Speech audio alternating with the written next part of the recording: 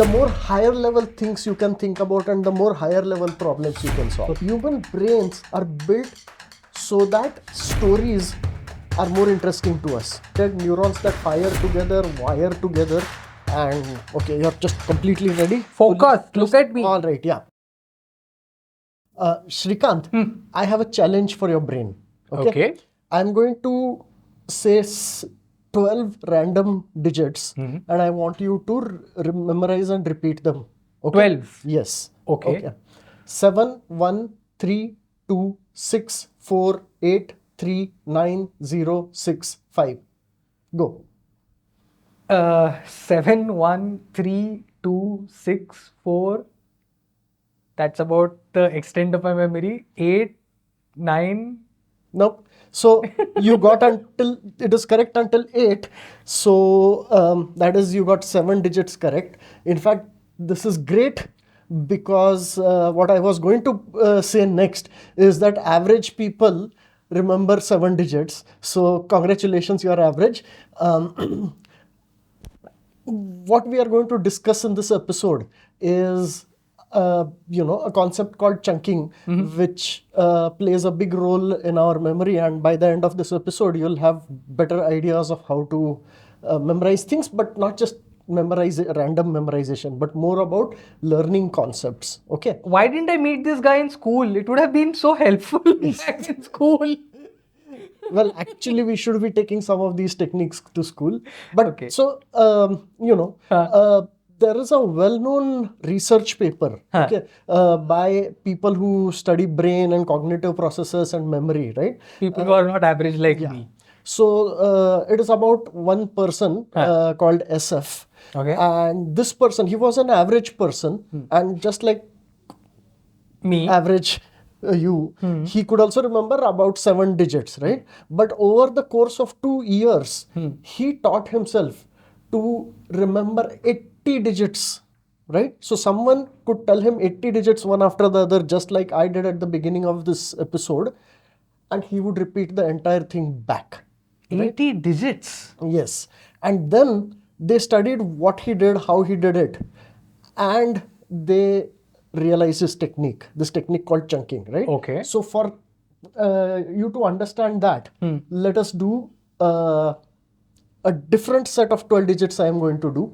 Okay. And I'm also going to say it a little differently, and you just have to repeat. Okay? Okay. And okay, you're just completely ready? Focus, look at me. All right, yeah. 370, 1947, 98220. That's it? 370, 1947, 98220. You remember 12 digits. I did. What is different? They were 3 numbers for me. They weren't 12 digits.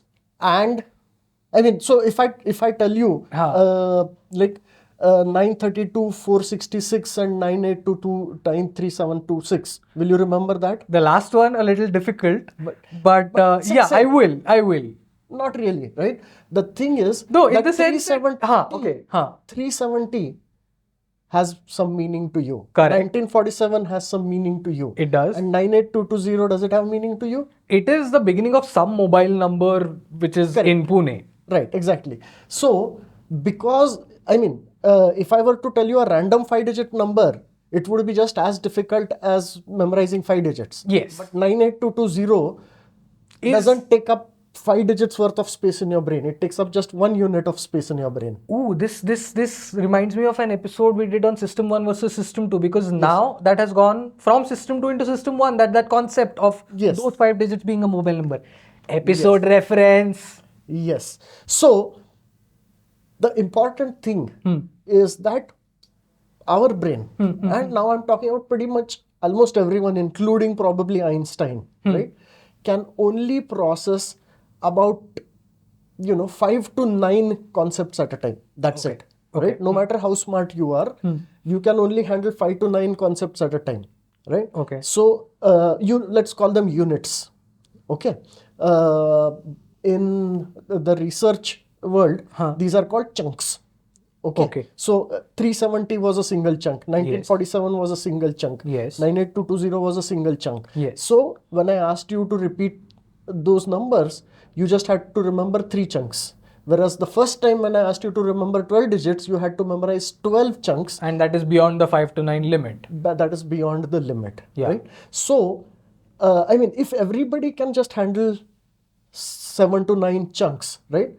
What makes some people smarter? What makes some people's memory better? What does? How? Basically, the number of chunks you can process at any time is limited. But the number of things that can be chunks is pretty much unlimited.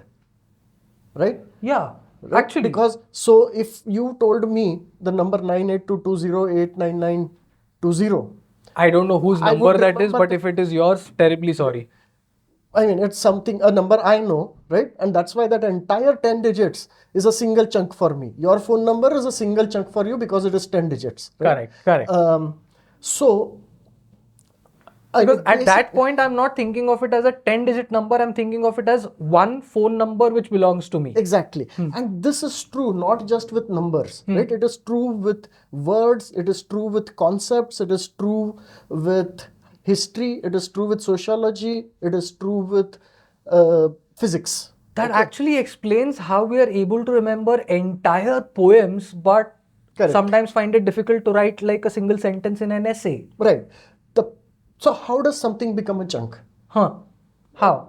Try to think of the previous episode we had, System 2 versus System 1, right? By repetition and doing it constantly, or Yes. So, I mean, normally if something new you encounter, your System 2, front of your brain, the modern brain, right? That is the one that has to handle it. And that's the one that can only handle 9 concepts at a time. Correct. But if you repeat something enough, if you revise it again and again and again, what happens is that the lower layers of your brain, there are neurons there. Connections form between those neurons to a point where that entire chunk gets attached to one neuron or one set of neurons, and it goes down in memory, right? So think of it as converting something from software to firmware, right? That's one for all the software engineers out there. You will be able to understand it immediately. Yeah. So that's what is happening. You repeat something enough times. So probably that number is around maybe, 300 in some cases, 30, 40 in some cases. 2 right? ones are 2, 2 twos are 4, Yes, 3s are that's why 6. That's why you were made to repeat all of that, right? So that they form Mathematics chunks, table. because when I ask you 7 times 8, you don't do 56. like a calculation. Yeah. 56 is just there in your memory. It's as a instant, chunk. yeah. Yes. So chunks go into the lower layers of your brain through repetition. Okay. And once there is a big thing is a chunk, now it can be processed. It takes up only one unit in your brain whenever you are doing any thinking or logic or problem solving. Yeah, that's actually what I did. I took 370 as one chunk. I took 1947 as another chunk, and I took 98220 as a third chunk. So I only had 3 chunks to work with. Right. No, also, by the way, now I want to shift focus away from memorizing random sequences of digits. I mean, that's a useless thing, right? Nobody wants to do that. That's not of any use unless you want to be on TV. Yeah, that's essentially what I was going to point out. For in your regular life, I mean, you want to be a software engineer, you want to be a historian, whatever you want to be. The more chunks you can, more chunks you create, the more higher level things you can think about, and the more higher level problems you can solve. So chunks of chunks of chunks of chunks. Right, yes, that's the other thing I wanted to point out, which is that initially single units become one chunk, but you can create chunks of chunks, right? And then chunks of chunks of chunks, so that one chunk might actually be like a big tree. This chunk is made up of these 3 chunks, and these 3 are made up of these 5 each, and so on. So right? that's the secret of this SF guy. How he would remember those 80 digits Yes. So at one go. What he did was that he created lots of chunks related to numbers, right? So date of birth of somebody he knows becomes like an entire 8-digit chunk. 8-digit. Okay, Yeah. 2, 2, and 4. DDMM, Y, Y, Y, Y. Similarly, he was a marathon runner, right? And marathon runners are quite obsessive about their marathon running times. Yeah. So one marathon running time is typically about 6 digits, right? So 5 or 6 digits, 2 hours, 12 minutes, and 37 seconds.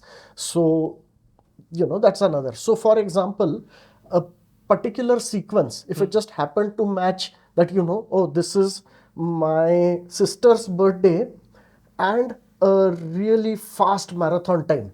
So he would imagine his sister running that marathon in that time. Something like that. And now he's memorized 12 digits as one chunk. 14. 8 14, plus 6. 14 digits as one chunk, right? Average. So, and he spent 2 years creating all these chunks in his brain. Okay. Right? So the chunk creation is a major part of learning. Yeah, that suddenly starts making so much sense. Now there is now a renewed appreciation for some of the rote learning we were made to do in school, so but not all of it. I still hate a lot of the rote learning. So the thing is that creating chunks is a necessary part of any learning. Okay. Now, what we do in our schools is that we do the process of creating chunks very badly. Okay. Right? Because if you are just told to memorize a random sequence of 5 digits, right? Like 4, 3, 9, 6, 8. And I just keep repeating, right? So it's like painful and boring repetition, right? But if I tell you 98220, when I first came to Pune from the US, I went to the shop and this was the mobile number I got, right? Now there is a story associated with it. And human brains are built so that stories are more interesting to us. We remember stories easily, right? I mean, the same student who cannot tell you write a history essay can spend 2 hours giving you in detail the story of the movie he saw, right? So stories are important, right? And that's what we do wrong. I mean, the repetition, the rote learning should be associated with stories. Should form a narrative. Should make sense as a whole, right? I completely that kind of agree. rote learning is very useful, but we don't do that in school. We just we get rid of the story and just tell them to memorize this sequence, that this event happened at this date in history, this event happened in this date, this event happened in this date. Right? The same thing, if it is in a Bollywood movie, you would remember everything because there is a Shah Rukh Khan or somebody telling you the entire story of why this date is important. Right? That said, multiplication tables cannot have stories associated with them. Those need to be learned as is. Like you can't really make stories with multiplication tables. Anyway, but again, I still want to get away from numbers. Okay, this is not just about numbers. I get it. Yeah, this absolutely. is about even say video editing. You want to do video editing, you have to form chunks of how to understand videos, how to do editing, how to use that particular software. Simplest example, shortcuts on your keyboards that you use regularly, and especially with video editing, I'm sure a lot of you video editors out there will recognize this, and the person behind the camera also. The speed of video editing happens only after you have mastered the shortcuts. And that is what we know as muscle memory, but muscle memory is just, when you think about it, another form of chunking. It's a chunk, exactly. Chunks don't have to be just about memory. It's just moving to system 1, right? And why is this important? I mean, we covered this in system 2, system 1 episode, but let me give a brief. Sure, absolutely. Please. Our brain, right? The outer part of our brain, which is system 2, which is what developed later, what humans have that lizards don't, right? That is slow and limited, right? It can handle only 5 to 9 concepts, and its reaction time is 0.7 seconds. Okay? Whereas the lower part of our brain, the lizard brain, right? That is so old, it is extremely fast. It can react in 0.1 second, but it is not software, right? It doesn't pick up new concepts immediately. It has only hard-coded things in there. And the only way to hard-code new things, I mean, it's firmware, not hardware. Only way to hard-code new things is when you repeat the same thing again and again. It could flash a new BIOS. It could either be a sequence of items to be memorized, or it could be a sequence of actions you take, right? And that goes into the neurons get connected, neurons that fire together, wire together. Okay. No, I didn't make that up. This is like a well-known line from cognitive theory. Okay? I didn't know that, so it's a novel thing for me. I'm gonna enjoy it. But what happens is, oh, okay, sorry, I said 0.1 second, but really the speed is 0.03 second. That's Okay. way quicker, yeah. That's way quicker. And that, that's the Neurons that brainstem. fire together, wire together. Yeah. No, but sorry, the 0.03 second is for actual hardware, right? As in, if I poke you, that moves away. Yeah. That can't be changed, right? Correct. No amount of learning is going to fix that. But the middle system, the mammal system, limbic system, which has about a 0.2 seconds response time, that is the one that can be trained through repetition, right? Okay. And two things there. One is it is much faster, so you can get things done faster. Yeah. Also, there is really practically there isn't a limit on how many things you can push down there with enough repetition, right? I want to give another example, okay, of why this chunking is important. Okay, try to think back on the first time you learned to drive. Or ride a cycle. Or ride a cycle or a scooter, right? So basically what you had to do is that everything your system 2 brain had to think about. Okay, I have to hold the wheel. If I have to turn it like this, I need to press the accelerator. Yeah. But which one is the accelerator? Right foot is the accelerator. Yeah. All of that, right? And each of those is happening at 0.7 second response times. And that's why you can't drive, right? Or at least you can drive straight because that doesn't require changing anything. But as soon as you need to turn, you completely mess up because it handles this as well as the accelerator and the brake, and you can't do it. Yeah. But then you practice. You do it enough times and that whole thing becomes a chunk, right? A turn becomes a chunk, which consists of I turn the wheel this much, I let go of the accelerator, I press the brake, then I let go of the brake, I also change the gear, right? Yeah. All of these, like there are 6 different actions here that become one chunk. Yeah. Right?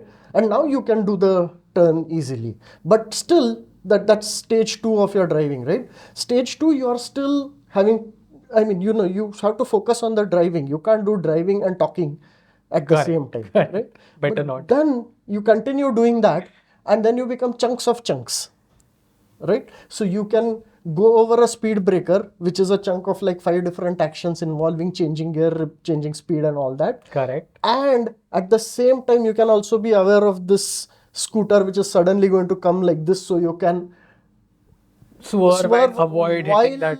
handling this and so on, right? Yeah. So now you're at the next level, right? Because now you have formed chunks of chunks. Yeah. And then if you continue practicing, then you will, become Schumacher. Sir Lewis Hamilton, yeah, references can be dated. But it's okay. So the more you practice, the higher level chunks you form. Yeah. Which means you can do more sophisticated, more complicated things, right? Makes sense. I want to. So stage 1 of your driving was being handled by the cortex of your brain. The upper part, right? Yeah. Stage 2 and 3 are being handled by the limbic system, which is what, all the mammals have. Okay. Right?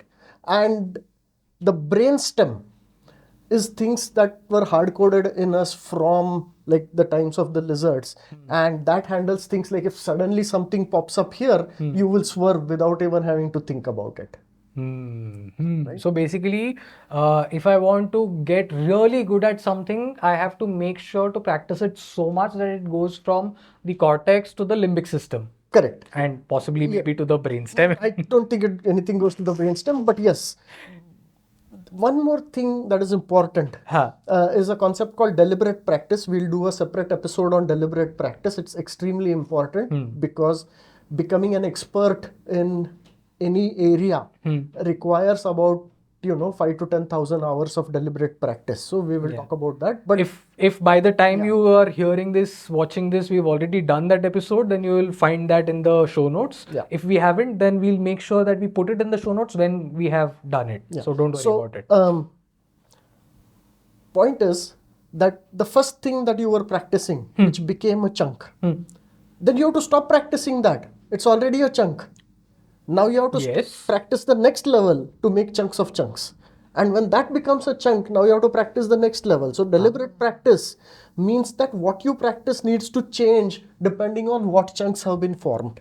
That actually makes sense when you think about it. But tell me, Naveen, what we've been discussing so far sounds perilously close to the rote learning that schools practice. And I remember you began by saying that rote learning is not a good practice. So reconcile. Basically, there is good rote learning and bad rote learning, right? So let me say it differently. When the practice is bad, then we call it rote learning. When the practice is done properly, in the correct sequence, with the correct context, with the right story around it, or maybe part of a fun exercise, right? Then it just becomes practice, right? Then we don't call it rote learning. Right? Yeah, I mean, rehearsals for plays and dances are good practice. Yes. Talim. Right, exactly. And similarly, driving practice. No, you didn't call it rote learning. I'm doing rote learning of my car today. So, or when learning to ride a cycle, it wasn't rote learning to ride a cycle. It was just learning to ride a cycle. Playing football. Yeah, makes sense. Playing football. I mean, see, again, if it's you learn football by you play football with your friends, and then once in a while you go back and you do some practice drills, but then you go back and play football, right? Whereas school rote learning is like for the next 6 years you are only going to kick the ball at that one, and then after 6 years I will let you play football. Yeah. Understand the difference between rote learning and practice? Massive difference. Now I get it. I agree with you. Yeah. So yeah, we there is a lot about rote learning that I'm sure Naveen has to talk about. We'll probably consider doing another episode on it. And if we've done it already, you will find it in the show notes and description. But yeah, that's fascinating, man. Improving memory through chunking. So I am actually going to try going back to those 12 digits and see if I can chunk them into meaningful bits and see if I can remember all of those 12 again. But yes, next episode I will ask you. Yeah, we'll see. No, there's one more concept I want to cover before we close. Okay. Which is that when you're practicing or revising, again, one problem in school is that they make you revise, at the same interval every time. But that's not how our memory works. Initially, you have to revise very quickly, and then later on, you have to you can increase the gap between your revisions. So that's a different concept called spaced repetition, which is a much more efficient way of memorizing and revising. It's a different episode. Wow. So there is chunking, there is deliberate practice, there is spaced repetition, and we've only covered one of these three. We'll cover the other two in 2 other episodes. But for now, I think my brain needs a break. Thank you, Naveen. And I'm already trying to remember what those 12 digits were. Yes. Shrikant, Naveen, this is futureIQ. Thank you.